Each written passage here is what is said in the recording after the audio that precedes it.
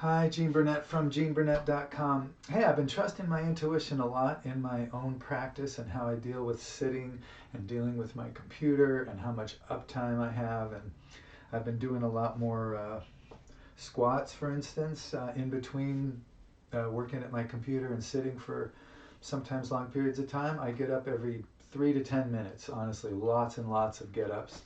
And I do some squats. I've done videos about this. I do them with punches. I do them with breathing. I do them with just dropping my weight. Just because I felt like it would be a good metabolic kind of driver for my thighs and keep my body thinking that I'm still in the game, and keeping my metabolism up. And I wanted to, of course, keep my leg strength going as I age. And started doing it for those reasons. And lo and behold, my low back started feeling better and better. And it something to do with the engagement of the core, or something is improving my low back tenderness, which I've had my whole life due to a congenital thing down there I won't bore you with. But the point is, I was doing that purely by intuition, thinking that that was a good thing if I did that regularly, and it helped my back. And then I hear later, research is showing that it's what did I hear today? Oh, it's not necessarily bad posture, but holding any posture for a long period of time, like sitting immobile for a long time and then getting up, even if you sat with good posture, that somehow the change is part of the picture anyway. And so there it is. I don't stay in the same posture very long. I get up and do that stuff, and my back's feeling better. So that's just a case where some research that I don't know for sure is correct, but it's coming into my orbit that confirms that intuition. So I'm not going to say it's an ironclad case or anything, just that for me at least, that intuition is still proving to be a good one, regardless of the science. If it makes my back feel better, I keep doing it. So things along that line have been happening. So I've got a new one that I've been doing lately. I don't know if I'm going to read one day that this is a fantastic exercise for the reasons I think it is, but here's why I'm doing it. My nervous system has always been a little bit jittery and a little bit shaky my whole life. It's been kind of error prone, butterfingery, and just awkward. So I spent a lot of time being attracted to things that required me to steady that system, like playing the guitar, like Tai Chi and yoga, martial arts and stuff, none of which I had any talent at or like any ease with. They all took a long time for me to work it out, but I did. So at least to improve to a point where I'm happy.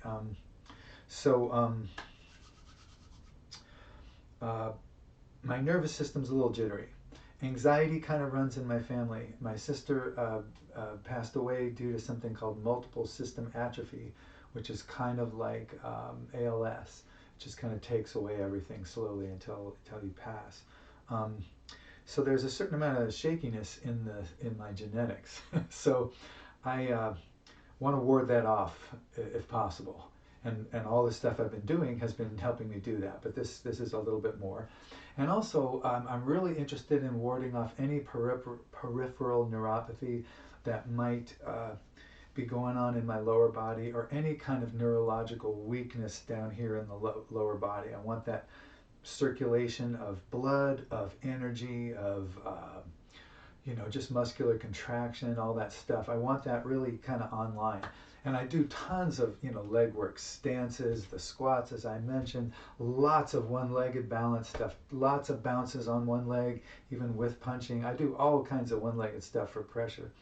But you may have heard this idea that the heart, you have a second heart. Your heart here beats, boom, and it shoots that arterial blood through your system, but it's got to go to your extremities, and it's got to pass via the veins back to the heart to get another with the oxygen from the lungs, etc.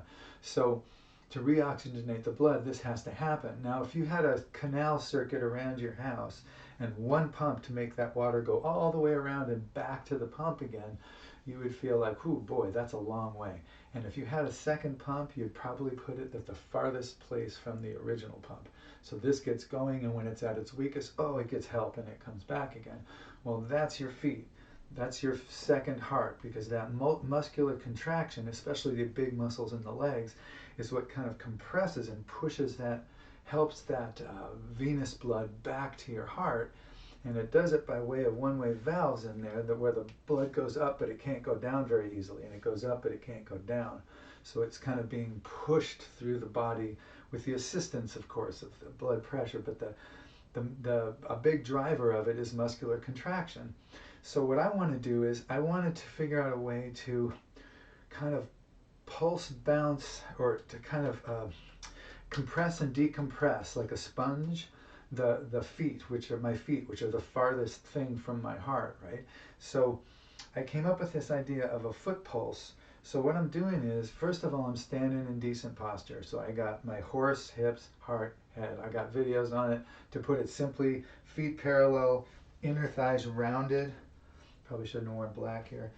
And then sit, meaning the hips sit in the front and the low back tucks a little bit, heart lifts a little bit, back of the head lifts a little bit. So there, it's kind of sitting in the low body and rising gently out of that in the upper body. So you have your neutral. And what I want to do is I want to just press my right foot into the ground, or for you it looks like my left.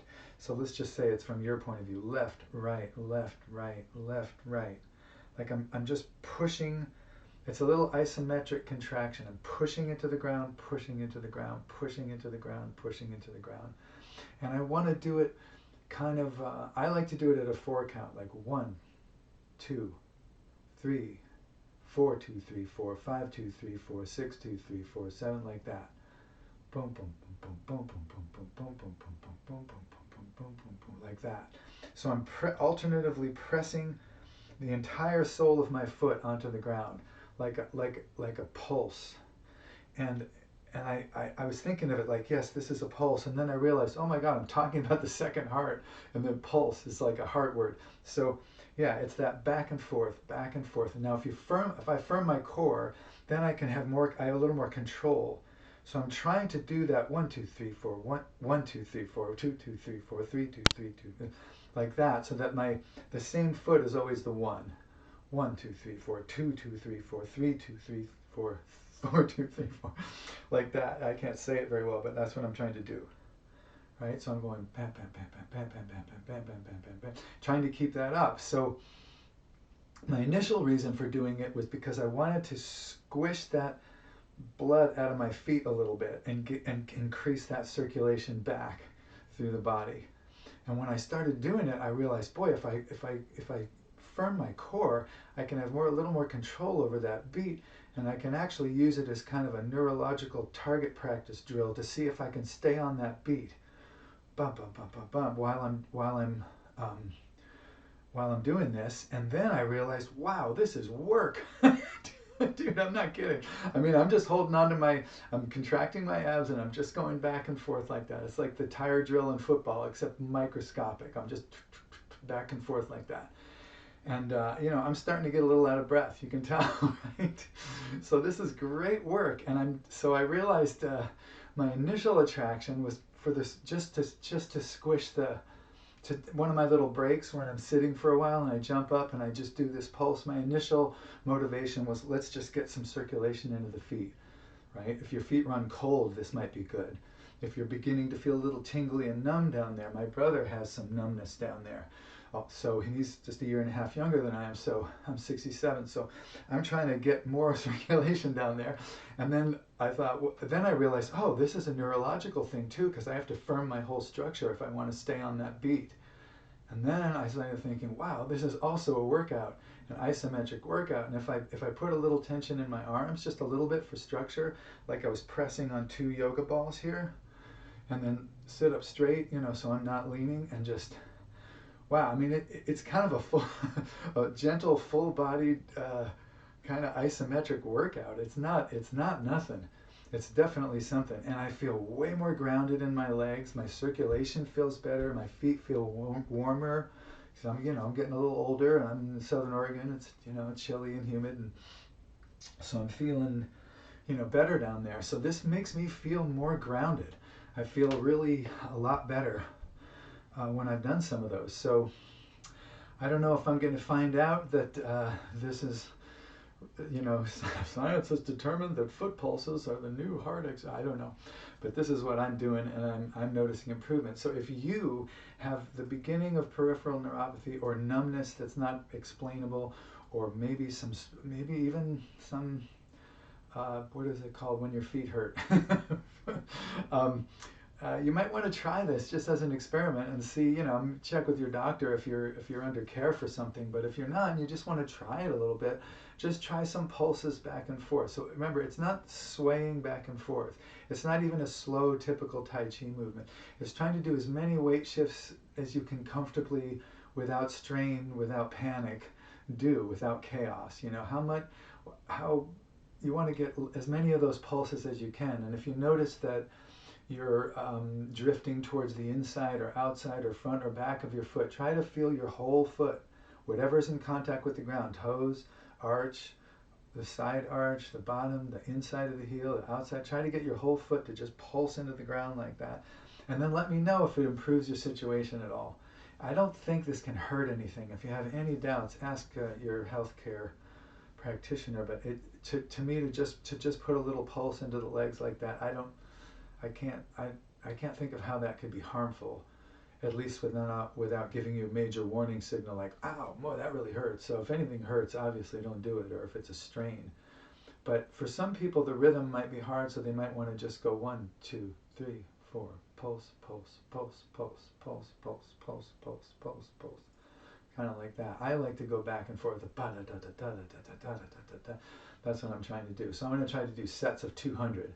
So 50 of those is 200 pulses. That's my benchmark right now. But any amount, I'm sure, would be at least an interesting experiment to try. So yeah, give it a shot if you want to. Shoot me a comment if you try it and it helps. It might. I don't know. It couldn't. I don't think it could hurt. So. And it's not a substitute for any other treatment that you might be under for a neurological or whatever is going on down there. I'm just doing this as an exercise that works for me, and maybe it'll work for someone else. So thanks for watching. If you like this kind of thing, like and subscribe. I do a lot of music videos, Tai Chi videos, and every now and then I do a nature video. I used to do more of them, but I haven't done any lately. But who knows, I might get back to that. Maybe even the occasional stab of humor. I've tried that here and there with mixed results. So thanks for watching. Take care and good luck with your practice.